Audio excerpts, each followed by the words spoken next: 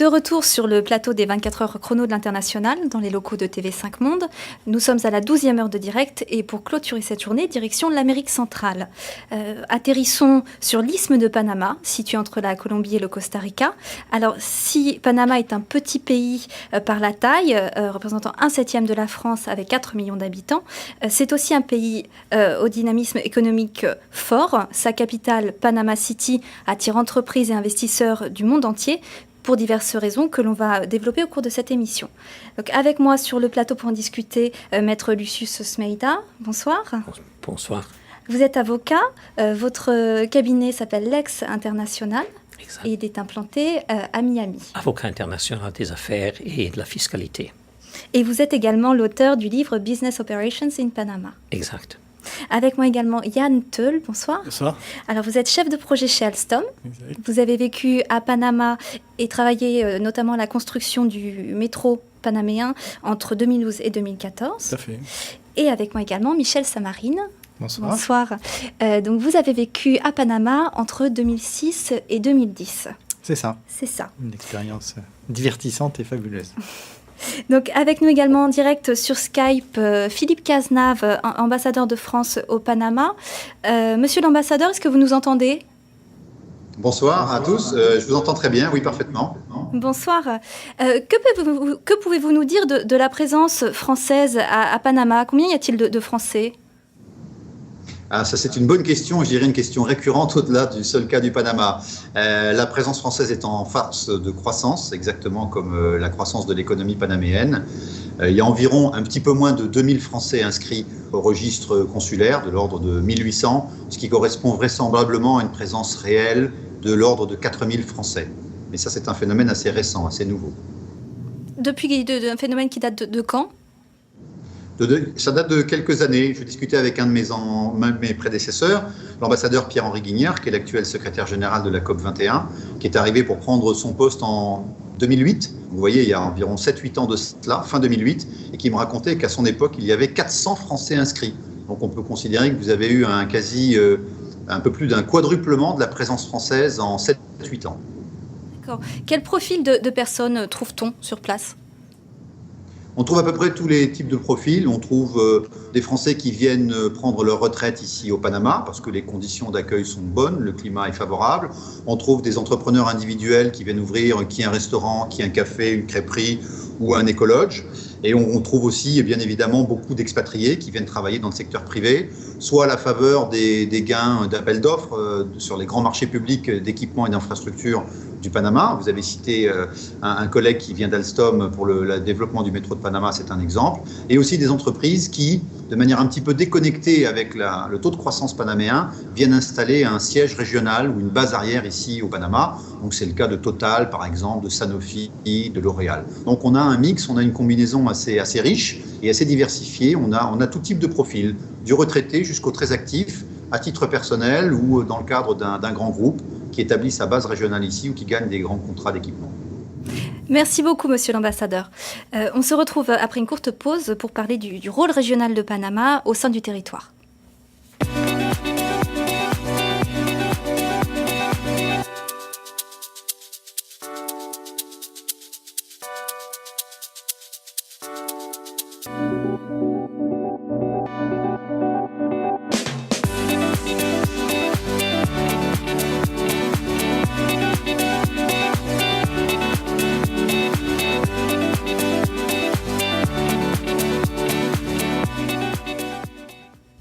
De retour sur le plateau des 24 heures chrono de l'International consacré à Panama.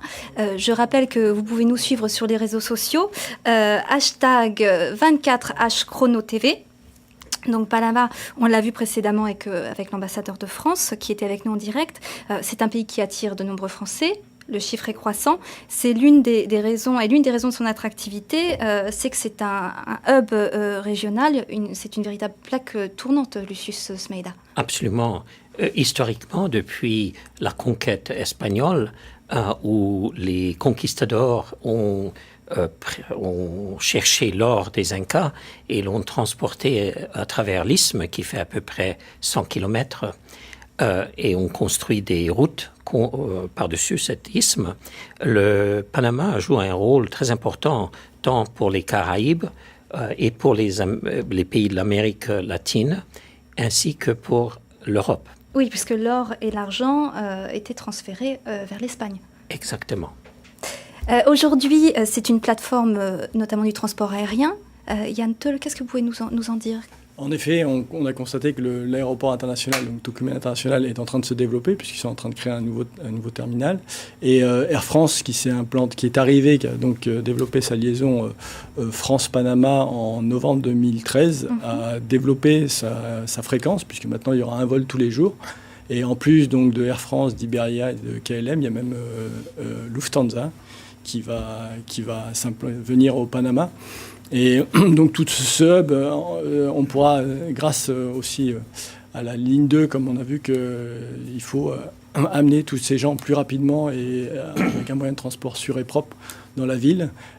Alstom est en train de construire notamment la ligne 2 qui va aller jusqu'à l'aéroport et qui est donc l'appel d'offres qui a été remporté en octobre 2015, donc récemment, juste après la ligne 1 qui a été finalisée en avril 2014. Auquel vous travaillerez ? Non, l'équipe est déjà en place, puisque chez Alstom, on essaye de développer les compétences sur le terrain, les compétences locales, donc c'est plutôt des gens qui viennent de la région qui vont gérer toute cette partie du projet. D'accord. Moi, j'ai fait la ligne 1, j'ai formé les gens. On en reparlera tout à l'heure. Panama est aussi une plateforme du transport maritime, avec le canal, le fameux canal. Absolument. Du Suisse. Je pense que nos collègues ici en connaissent pas très long.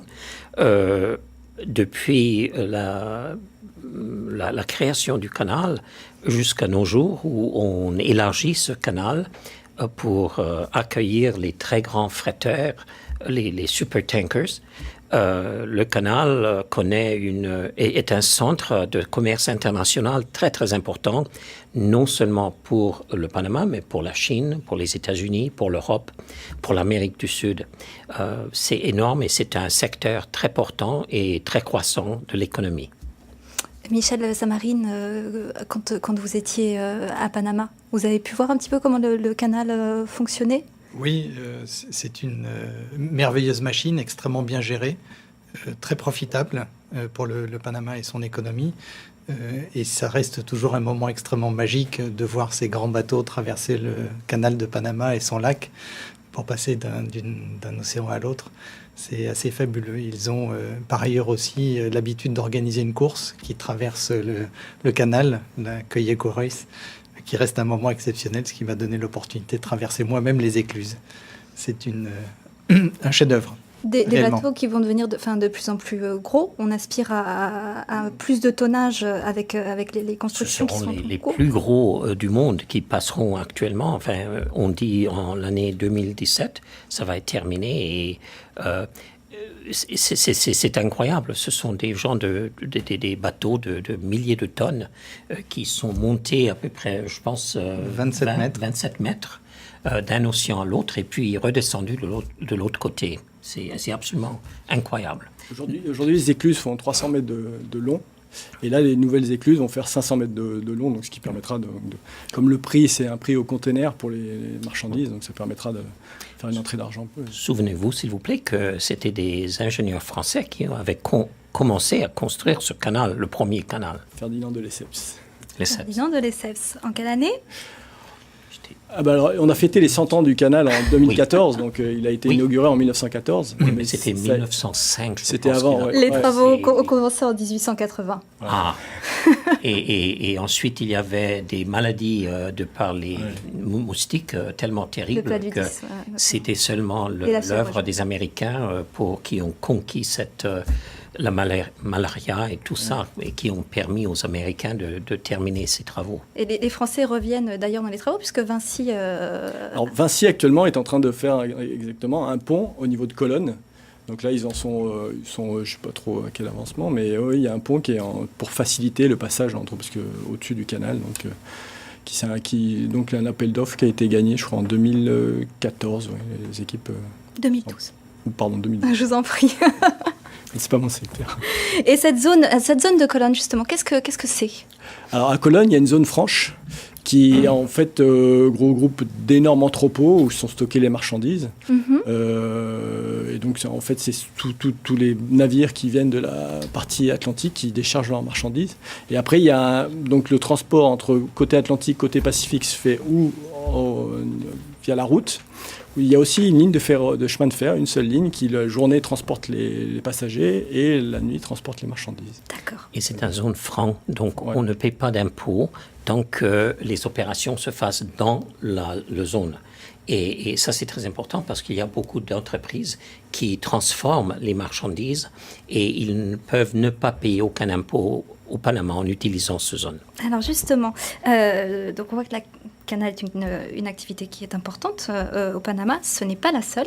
Justement, on va voir une vidéo de Romain Dumont, qui est membre fondateur de la chambre de commerce franco-panaméenne de Panama, et qui va nous expliquer les idées reçues qu'il existe sur le Panama. Quelles sont les idées reçues sur le Panama dont il faut se débarrasser? Tout d'abord, que le chapeau Panama provient du Panama. En fait, il vient d'Équateur. D'ailleurs, le chapeau typique du Panama n'y ressemble pas du tout. Ensuite, que l'économie du Panama se limite à son canal et à ses banques. Alors certes, le canal occupe une place importante, non seulement dans l'histoire, mais dans l'économie du pays, puisqu'il génère environ 2,5 milliards de dollars par an, qui d'ailleurs augmenteront significativement une fois son extension terminée. Mais le Panama, c'est avant tout une stabilité politique et économique, un taux de croissance très supérieur à la moyenne mondiale, plus de 6%. Qu'il s'agit d'un paradis fiscal. Alors tout d'abord, rappelons qu'on paye des impôts au Panama. Ensuite, il faut savoir qu'en 2013, le Panama sort de la liste des États considérés par la France comme non coopératifs au regard de la transparence et de l'échange d'informations en matière fiscale. En 2014, le Panama est également supprimé de la liste grise émise par la Colombie. Et enfin, le pays devrait sortir de la liste grise émise par le GAFI, le groupe d'action financière mis en place par le G7, dès février prochain, suite à la batterie de mesures mises en œuvre par le gouvernement. Le Panama, ce fameux chapeau. On a beaucoup de choses dans cette vidéo. On peut commencer par une note légère. Michel Samarine. Le Panama, je dirais qu'il a été apporté à travers les travaux du canal de Panama, et c'était effectivement le couvre-chef utilisé par bon nombre de travailleurs. Vient-il de Panama? Non. Il a été fabriqué ou conçu en Équateur avec des fibres végétales particulières, ce qui a donné lieu à son développement. C'est un chapeau très charmant qu'on se doit de porter. Bien. On va revenir sur un sujet un petit peu plus sérieux, sur une idée reçue sur le Panama. Lucius Meida, est-ce que le Panama est un paradis fiscal? Oui et non. Pour des opérations internes au Panama, il faut payer des impôts, comme votre interlocuteur vient de dire. Les impôts individuels sont de l'ordre de entre 15 à 25% d'une façon progressive. Et sur les sociétés anonymes, c'est à peu près 25%. Sur les plus-values gagnées, c'est seulement 10%. Donc c'est quand même très modeste comme fardeau d'impôts. Maintenant, le Panama, comme beaucoup de pays de l'Amérique latine, ont un système d'imposition territoriale. Ça veut dire que tous les revenus gagnés en dehors du Canada, en dehors du Panama, qui ont une source, disons en France, en Europe, aux États-Unis, ne sont pas imposés au Panama. Parce que la loi considère que ces revenus-là vont être imposés dans le pays de leur source. Donc, on peut avoir une société panaméenne qui gagne des revenus très intéressants ailleurs, qui paye 0% d'impôt sur ces revenus-là. Donc, oui et non. Je devrais vous dire que la TVA au Panama, adoptée selon les critères français, parce que les Panaméens aiment beaucoup la France, varie entre 7% sur la plupart des denrées jusqu'à 15% sur les alcools, les tabacs, etc. Romain Dumont, dans sa vidéo, nous disait aussi que les activités ne sont pas seulement tournées vers le canal et ses banques. Quels sont les autres secteurs porteurs à Panama, Yann Teul? Alors, on constate que le secteur porteur, il y a tout ce qui tourne autour du service. Puisque, par exemple, nous, dans le domaine dans lequel je travaillais, on a, après avoir travaillé sur toute la partie construction, on accompagne le client sur toute la partie maintenance du métro. Donc, en formant les gens, en les aidant à comprendre quel est l'intérêt de maintenir un métro. Et il y a la partie aussi formation, puisque notamment dans le ferroviaire, comme c'est la première ligne de métro, donc c'était un domaine complètement inconnu pour les Panaméens. Donc on a signé en décembre 2015 un partenariat avec le ministre de l'Éducation nationale pour créer un institut technique qui aura lieu, qui sera implanté à La Chorrera, un petit quartier en dehors de la ville de Panama, et qui permettra de former des gens, des étudiants désirant de travailler dans le ferroviaire. Donc cette formation aura lieu via le personnel d'Alstom. D'accord. Donc pour créer une entreprise, il faut un visa quand on est français. Donc Panama a créé un visa notamment qui favorise l'implantation des étrangers dans ce pays. On écoute Christophe Bouchot, qui est un Français nouvellement installé là-bas, qui nous parle du visa Amistad. Bonjour Paris, je m'appelle Christophe et je voudrais vous parler du Panama. Je vais vous évoquer le thème des visas. Vivant ici maintenant depuis plusieurs semaines, depuis quelques mois. Il existe plusieurs types de visas ici au Panama, outre le visa touristique. J'ai opté pour un visa qu'on pourrait appeler pays ami, qui est un visa en fait qui permet de devenir en fait résident permanent au Panama et qui plus est de créer une entreprise, de reprendre éventuellement une entreprise ou bien de travailler comme salarié au Panama.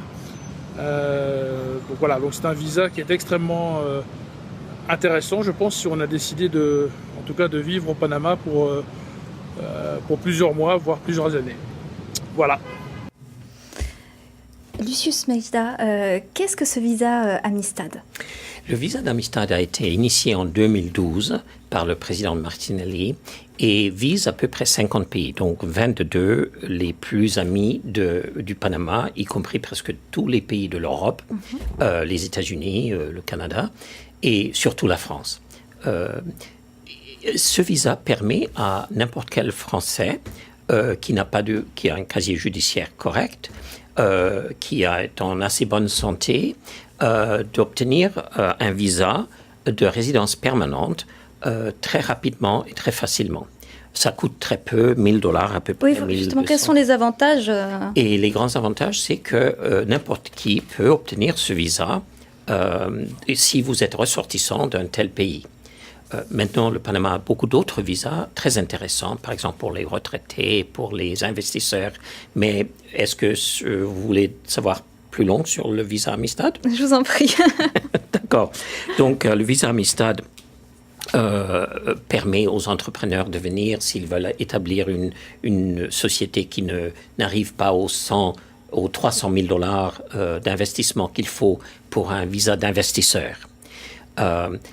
Il permet, par exemple, d'ouvrir un ranch pour moins de 80 000 parce qu'il y a un visa pour les rancheros, les gens qui viennent et font des ranchs au Panama, ou un visa de l'agriculteur qui doit investir au moins 60 000 $, ou un visa de retraité. Là, vous pouvez être retraité après l'âge de 18 ans au Panama. Tant que vous avez un fonds de pension ou une sorte de caisse de retraite qui vous paye au moins $1,000 par mois et vous obtenez tout de suite le visa de retraité qui vous donne énormément d'avantages, même beaucoup plus d'avantages que le visa Amistad, parce que vous obtenez des réductions sur le métro, dans le cinéma, dans les autobus, dans les trains, Enfin, c'est incroyable. C'est vraiment un visa très attrayant. Bon, on va rester sur ce visa Amistad et on va faire une courte pause et après on se retrouve pour voir comment monter sa société à Panama.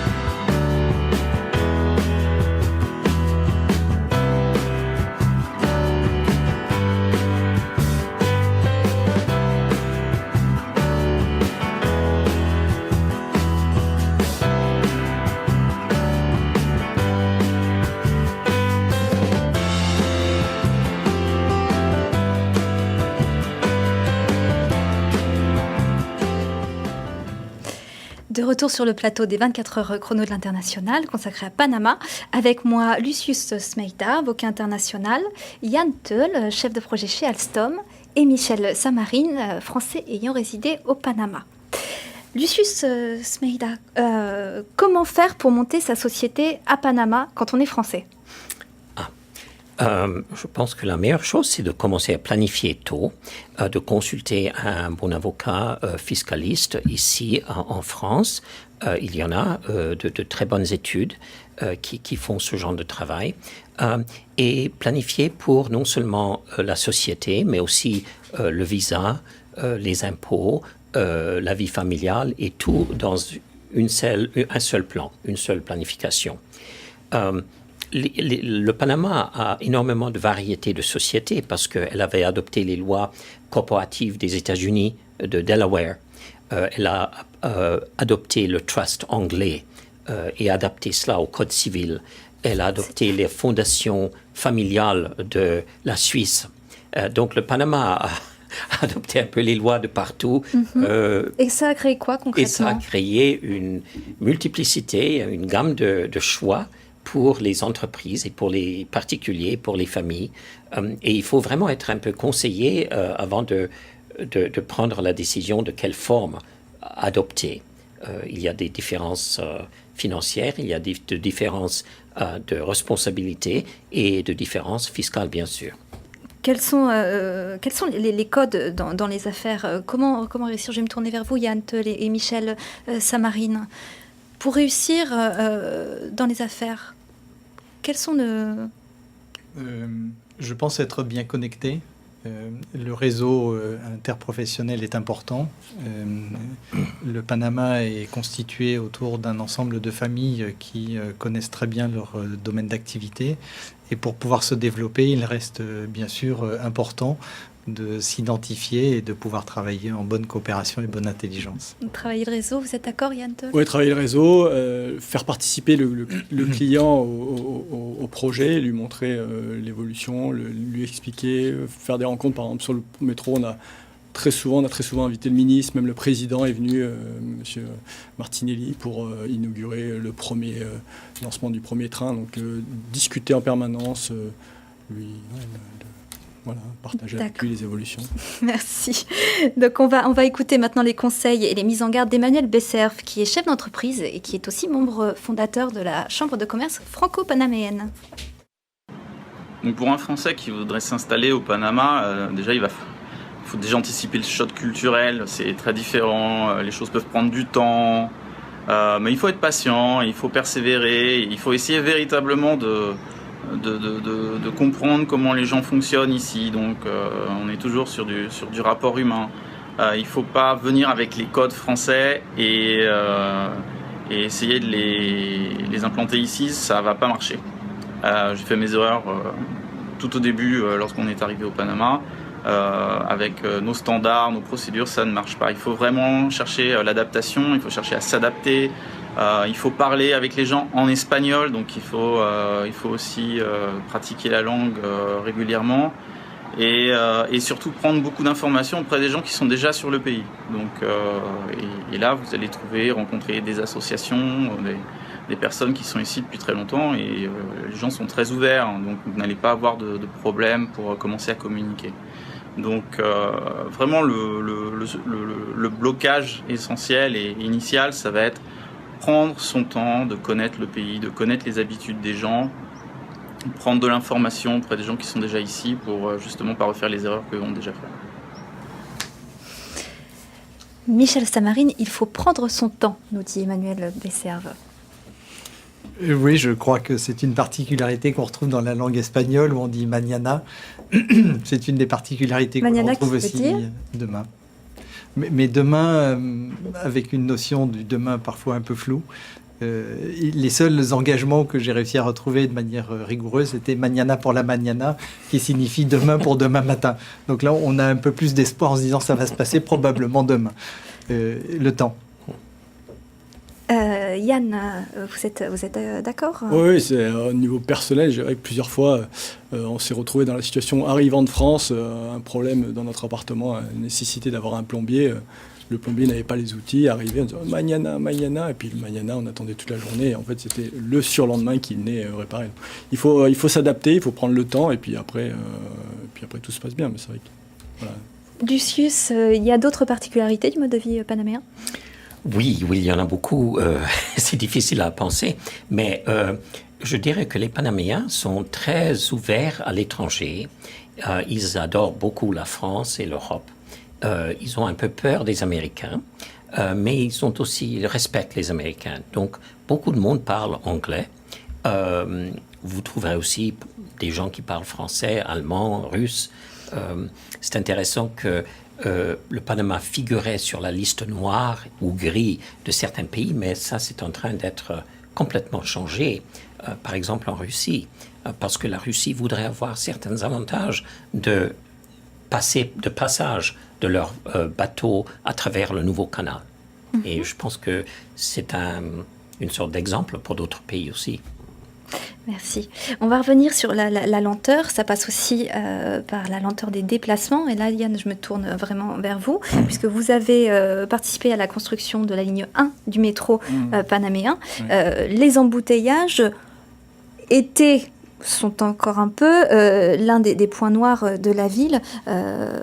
Sclérose à une certaine échelle. La ville, c'est en train de se décoincer, mais qu'est-ce que vous pouvez nous dire ? En fait, entre 2000 et 2013, la population de la ville de Panama a doublé, puisqu'en 2000, on avait 880 000 personnes. En 2013, il y en avait 1,7 million. Donc du coup, il y a eu en parallèle de ça, il fallait construire des immeubles, donc beaucoup d'immeubles, beaucoup de trafic. Et c'est vrai qu'on s'est aperçu que donc, les Panaméens, pour se déplacer, mettaient de plus en plus de temps. Donc des embouteillages, de pollution sonore, pollution atmosphérique. Et le gouvernement fallait qu'il trouve une solution pour développer un nouveau système de transport, un système de transport propre, rapide, de qualité et sécurisé. Et donc, c'est pour ça que c'est dans ce cadre-là qu'il y a eu l'appel d'offres qui a été remporté en 2010 par Alstom. Et ça a permis, donc, même le ministre le disait, de raccourcir énormément les temps de transport. Les Panaméens ont gagné jusqu'à 1 heure de transport. Oui, ça a été un vrai succès. Des voitures ont été rajoutées. Exactement, puisque tout était prévu pour 120 000 passagers par jour. Et aujourd'hui, on est à plus de 250 000. Donc, ça a doublé. Donc du coup, on vient de signer un contrat pour étendre les capacités de la ligne 1, puisque avant c'était les trains de 3 voitures, maintenant on est passé sur les trains de 5 voitures, plus ajouter des trains. Et ce succès est vraiment, ça a changé. Il y a eu vraiment un avant et un après le métro, et les Panaméens sont ravis. Donc quand on les voit, ils sont ravis. En plus, le ticket est pas cher, puisque c'est pratiquement le prix d'un ticket de bus, c'est 35 centimes de dollars. Et donc ça a vraiment changé leur vie, quoi. Et ça va continuer ça va continuer, puisque vous êtes en train de... On a signé la ligne 2, on a commencé en octobre 2015. Cette ligne 2, donc, qui va se rejoindre la ligne 1 à la station San Miguelito et aller vers l'ouest, vers l'aéroport, plutôt vers l'est. Et après, il y a d'autres projets. Le gouvernement a comme projet de faire la ligne 3, la ligne 4, et pourquoi pas même faire un tramway dans la ville. Mais donc il y a vraiment une nécessité, avec toute cette explosion un peu immobilière et ce centre d'affaires que devient la ville de Panama, de développer l'infrastructure de transport via parmi les gratte-ciel. Voilà. Donc on va rester dans la vie de tous les jours de Panama et on va regarder une vidéo de notre expert Smart Expatriation sur le coût de la vie et du logement. Si vous vous déplacez de Paris à Panama City, vous aurez une baisse du coût de la vie sur place de 3%. Mais vous serez surpris par le coût du logement qui sera assez élevé. Comptez environ 1 600 € par mois pour un 2 pièces. Sachez aussi que la fiscalité est plus lourde qu'en France et les contributions sociales nettement inférieures. Au final, si vous êtes célibataire et que vous gagnez 50 000 € bruts à Paris, il vous faudra 54 400 € bruts à Panama pour maintenir le même niveau de vie.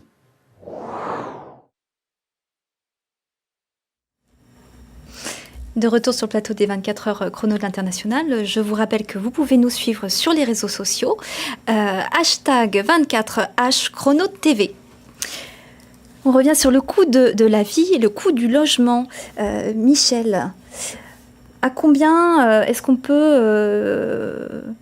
combien coûte un logement en location, en achat à Panama ?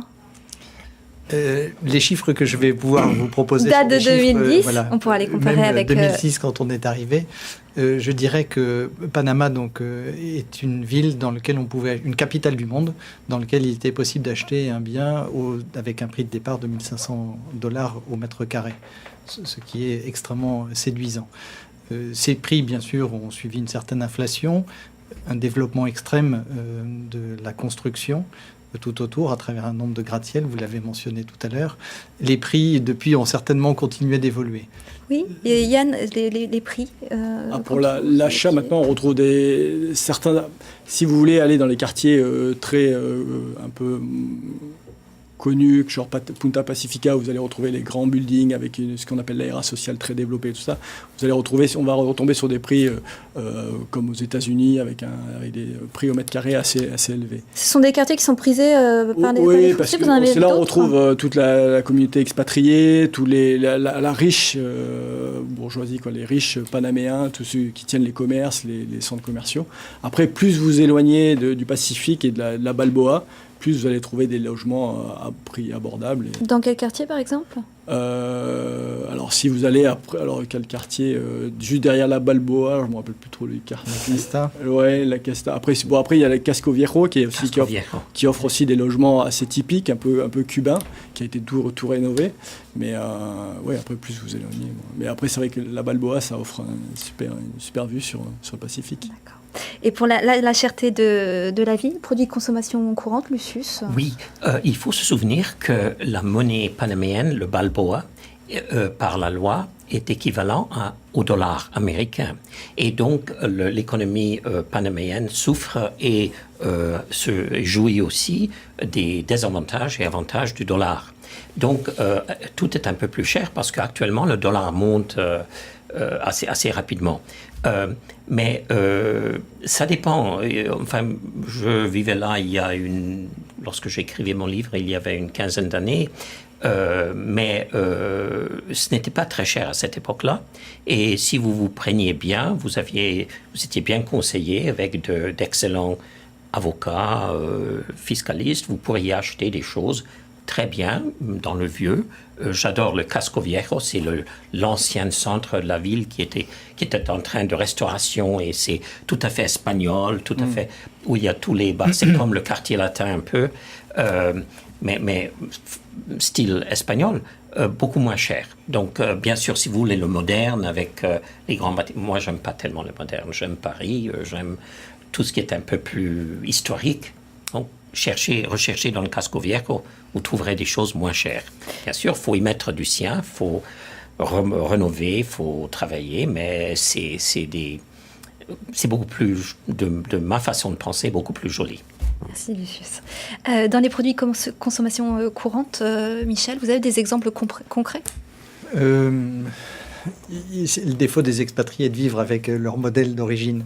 Et quand on continue à manger français à Panama, ça coûte forcément un petit peu plus cher. Le fromage, on en trouve, mais c'est plus difficile. Du bon pain, on en trouve, c'est toujours aussi difficile.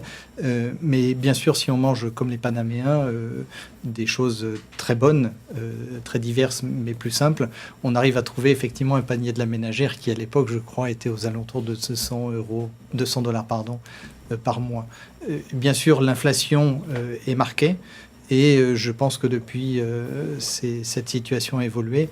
Pendant la période où j'ai travaillé là-bas, le panier de la ménagère a eu des augmentations très sensibles de l'ordre de plus de 8% par an. Ce qui, malheureusement, n'était pas toujours suivi par les salaires, créant donc pour les Panaméens parfois une certaine difficulté dans l'ajustement mensuel. D'accord, merci. On va passer du coût de la vie à la vie qui vaut le coup. Écoutons Edgar Gallo, qui est un Français résident à Panama et qui nous parle de la qualité de vie. Bonjour Paris. Donc, qu'est-ce que je peux dire sur la vie au Panama ? C'est quand même agréable, soleil toute l'année, 35 degrés, la mer des deux côtés du Panama, océan Atlantique et océan Pacifique. C'est une vie très agréable. Les palmiers, il y a des arbres fruitiers partout. On peut cueillir des papayes dans les arbres, les maniocs, les bananes plantains. C'est quand même une vie agréable, une faune et une flore luxuriante. Et en tout cas, moi, je m'y plais. Yann, est-ce que vous avez vécu dans un hamac comme Edgar Gallo quand vous étiez à Panama? Pas tout à fait, mais c'est vrai que je rejoins ce commentaire. C'est vrai que c'était une ville, un pays très très agréable, très diversifié au niveau culture. Donc il y a des civilisations indiennes différentes, suivant que vous soyez proche de la frontière colombienne avec les Emberas, les Kunas, et puis au niveau aussi faune et flore qui est très très riche. Et on trouve, il y en a pour tous les goûts, donc si vous aimez bien la faune maritime ou la forêt, donc c'est très très riche. La pêche, on va se tourner vers vous, Lucius, vous pêchez? Oui, et ce qui est formidable au Panama, en plus des loisirs aquatiques, de la jungle, des ranches qu'on trouve à Chiriquí dans l'ouest, et même les plaisirs de la grande ville comme Panama, il y a le grand plaisir de payer très peu d'impôts sur certaines choses. Par exemple, sur les successions, il n'y a aucun impôt. Par exemple, sur les donations, il n'y a aucun impôt. En plus, il n'y a pas de ISF, il n'y a pas d'impôt sur les fortunes. Donc, quand on vit dans un hamac comme ça, ou même dans une résidence espagnole, ça fait toujours plaisir de faire des donations sans avoir le problème de payer l'impôt en plus. Si, un petit mot sur la sécurité quand même, on n'en a pas abordé. Le Panama est quand même un pays d'Amérique centrale. Michel, est-ce que vous vous êtes senti dans une ville sécurisée quand vous étiez résident là-bas? Oui. Il faut se souvenir que Panama est une capitale du monde. Bien sûr, avec toutes les capitales viennent des quartiers parfois plus sensibles. Mais de manière générale, est-ce que c'est la qualité du Panaméen qui est très accueillant, très charmant et qui donne envie de découvrir sa ville, son pays, quand on va explorer les petits villages, qui rendent ce lieu particulier? Certainement. Sécurité, non. Nous n'en avons pas souffert, au contraire. Yann? Oui, tout à fait. Ouais, c'est très. On peut se promener, sauf peut-être dans certains quartiers, mais très facilement dans le Casco Viejo, aller boire un coup, aller au restaurant entre amis sans aucun souci. Et non, le Panama était vraiment une ville très, très, très sympathique pour ça, quoi. Un petit mot de conclusion pour la fin de cette émission. Lucius, sur le Panama, en quelques mots, comment vous pourriez résumer cette ville? Le Panama est un pays fantastique, petit, mais fascinant. Michel? Un endroit qui a séduit énormément notre famille, qui nous a permis de découvrir des gens extrêmement gentils, très accueillants, découvrir une langue, découvrir un environnement culturel. Et puis, c'est très central. C'est une plateforme de départ fabuleuse pour découvrir tous les pays environnants. Que vos enfants ont aussi découvert? Oui. Avec plaisir? Inégalé. Aujourd'hui, il parle espagnol, en parle encore régulièrement. C'est je dirais, un moment assez privilégié de notre vie familiale, oui. Yann? Pour moi, ça reste une très bonne expérience au niveau professionnel d'abord, parce que c'était la première ligne de métro, donc travailler avec des équipes pluridisciplinaires, multiculturelles, venant de tous les pays, avec un client qui découvrait ce domaine-là. Et puis au niveau personnel, puisque dès maintenant j'ai mes enfants qui parlent espagnol, rencontrer différentes parties du pays qui sont variées, enrichissantes. Très très bonne expérience. Je vous remercie. Merci beaucoup à vous trois d'avoir participé à cette émission et de nous avoir fait découvrir Panama. On se retrouve demain à 9h du matin et nous partirons à l'autre bout du globe puisque nous irons à Sydney. Bonne soirée et merci de nous avoir suivis.